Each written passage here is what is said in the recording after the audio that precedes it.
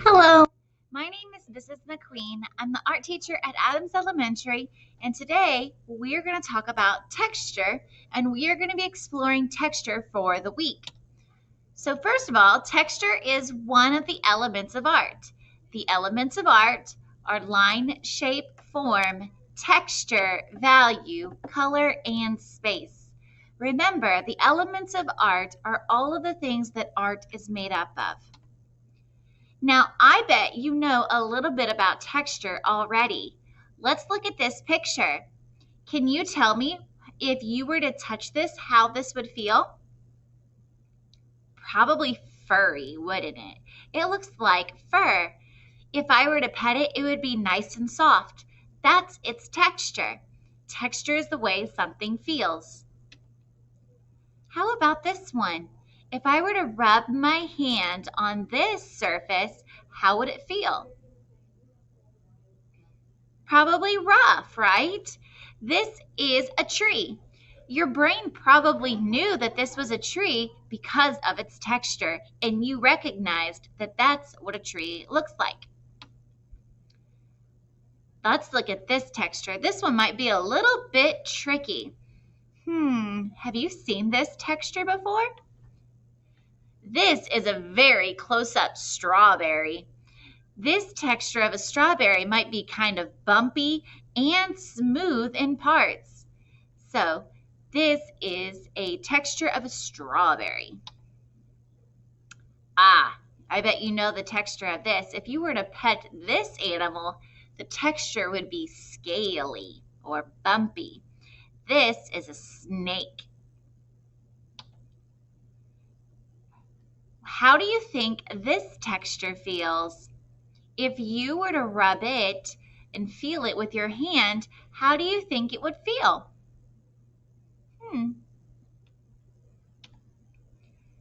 And the last one, you would not want to pet this texture. This is a spiky texture. Ouch. This is the texture of a cactus. So artists used two types of textures, and today we're going to learn about two different kinds of textures. The first kind of texture that we're going to learn about is actual texture. Actual texture is texture that you can actually feel with your hands. Let's take a look at this first artwork. This is by Meret Oppenheim. It is called Luncheon on Fur.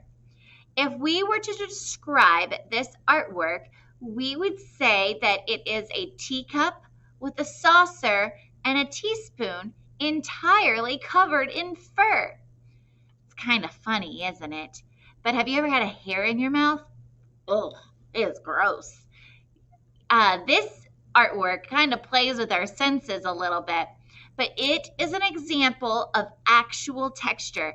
I can actually touch the fur on this artwork.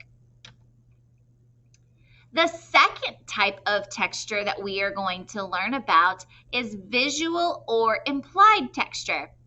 Implied texture is texture that your eyes can see.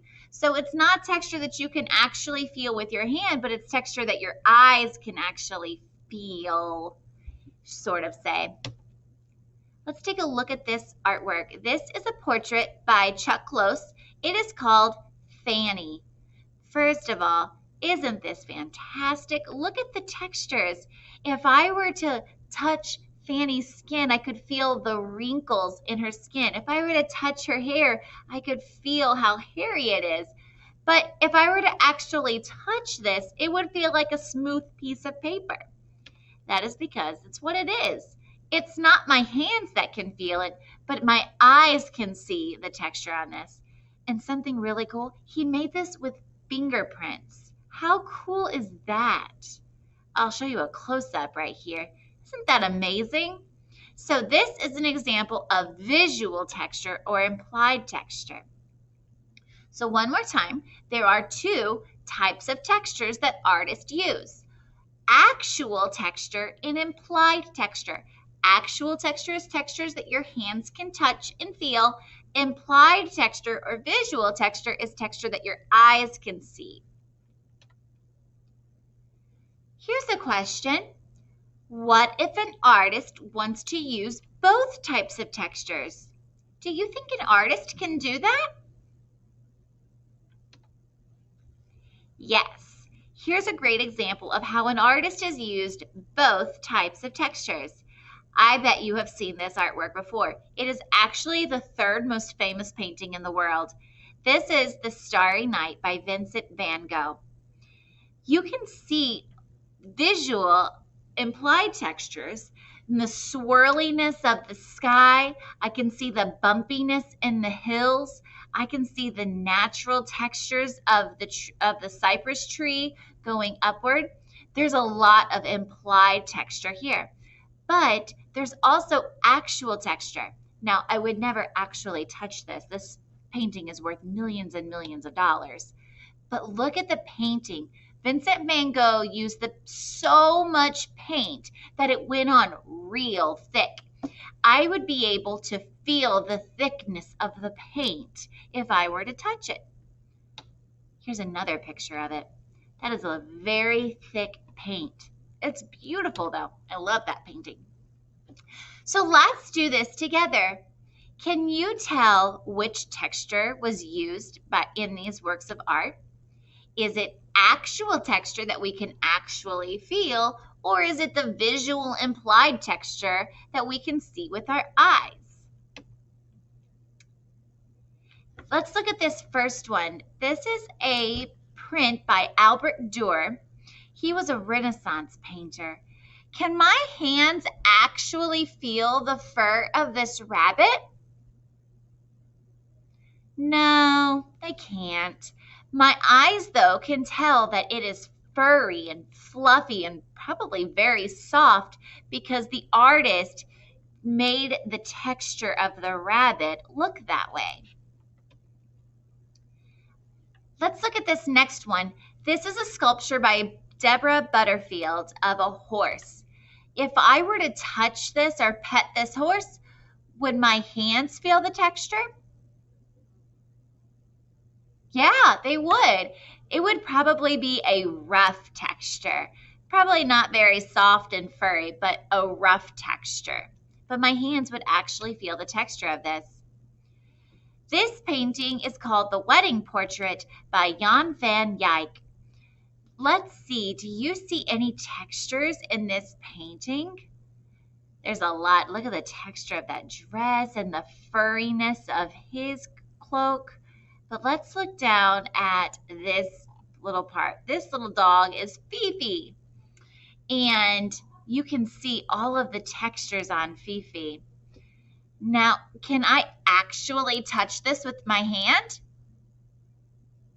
No, but my eyes can see that Fifi is fluffy and soft. That means this is a visual or implied texture.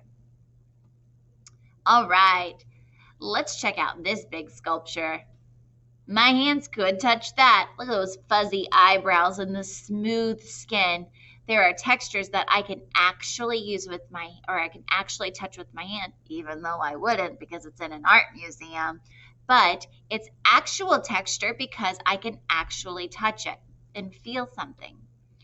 All right, this is our last one. This is a combine by Robert Rauschenberg. It's actually a goat in a tire on a platform with a lot of random things stuck to it.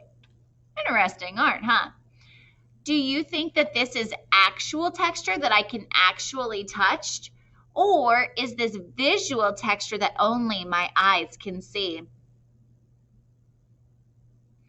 Yeah, this is actual texture. I could actually feel the fur of the goat, the rubberiness of the tire, or the smoothness of the wood. So that means this is actual texture. Okay, boys and girls, what if an artist doesn't use texture? Is that possible? Let's take a look. Can you tell which work of art the artist did not use any texture? I'm going to zoom in. Check that one out. Okay, it's very interesting. It's a seascape with a boat. And then this is a still life with lots of food. It looks like somebody's been eating on this one, huh? All right, which one uses texture? If you think it's the still life, give yourself a big thumbs up. You were right. There's lots of textures in here. Look at the texture of that lemon or the crumbliness of the cookie. I think it's a cookie. Or the meatiness of that pie. Or even the smoothness of the glass. So lots and lots of textures in here. But let's take a look at this one. So water would probably be smooth or choppy depending on what is going on with the water. But the artist has chose not to do any of that, but used colors and shape to imply the water. Look at the hills. There's no grassy texture. It's just different shades of natural greens and browns with little shapes of or little triangles to indicate that those are trees. So no grassy tones or anything like that. There's really not any texture in this. Lots of textures in this. So boys and girls, you're going to practice drawing textures and using that to make your artwork even better. And what do you know? Texture is such a great way to improve your artwork too, and so that you can make even better work. All right, good luck this week. Bye, friends.